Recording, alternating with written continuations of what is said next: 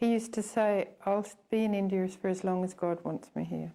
He had a lifetime commitment to be here in India. A lifetime brutally brought to a close on January 23rd, 1999. On this day, Graham Staines and his two little sons, Philip and Timothy, were consumed by the fire of communal hate, burnt alive as they slept in their jeep. A crime that President K.R. Narayanan says belongs to the world's inventory of black deeds. A crime that might have plunged the lives of many into darkness, if not for the courage of one woman and her daughter to stay. I remember saying several times, I wasn't here just because I was Graham's wife. I was here because God also called me here. Graham Staines dedicated 34 years of his life caring for leprosy patients in this remote district of Mayurbhanj in Orissa. To all the patients here, he was their elder brother. For Padma, who came here as a 10-year-old, Graham was a father. Graham Bhai brought me here from Rairangapur. I had very bad wounds and my parents had abandoned me. Graham Bhai took care of me. He was like a father to me. He gave me medicines and cured me. Now Didi takes care of us like a mother. Though Graham Bhai is not around, we lack nothing. Didi takes care of all our needs. The faces of these men and women brighten up as they see their Didi or big sister. They know they are secure and cared for. But for Gladys, it hasn't been easy filling in Graham's role. One of the things is that I miss my husband tremendously, his leadership. I find I've been thrown into a leadership role that is not my gifting. I'm not a leader by nature. I've tried to pick up where he left off, and I've got a very good committee from the leprosy home who help me to make decisions so that I'm not doing it all by myself.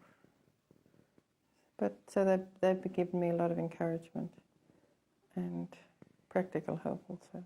With the help and support of the local people, Gladys has managed to keep alive Graham's vision. The foundation stone for the outpatient clinic is the first step towards the referral hospital in memory of Graham. The task ahead seems overwhelming, but what is it that spurs Gladys on?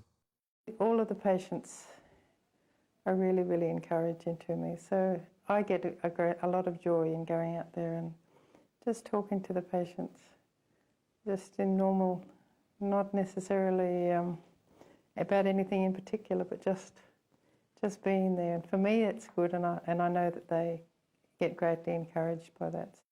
Years have gone by, and most of the accused in the murders are in prison awaiting sentence. But Gladys and Esther are not anxious of the outcome of the trials. But as far as Esther and I are concerned, we have forgiven, and so we actually don't usually take a great deal of interest in what's happening in the trial or what's happening, because we know that God is in control. Countless Indians see this gesture as the finest expression of spirituality. Gladys and Esther have walked on with tremendous courage, but deep inside, the loss is still haunting. Yeah, so it's difficult to explain everything, but sometimes you're okay and other times there's just little things that suddenly tweak that you realise how much you miss the children, how much you miss Graham.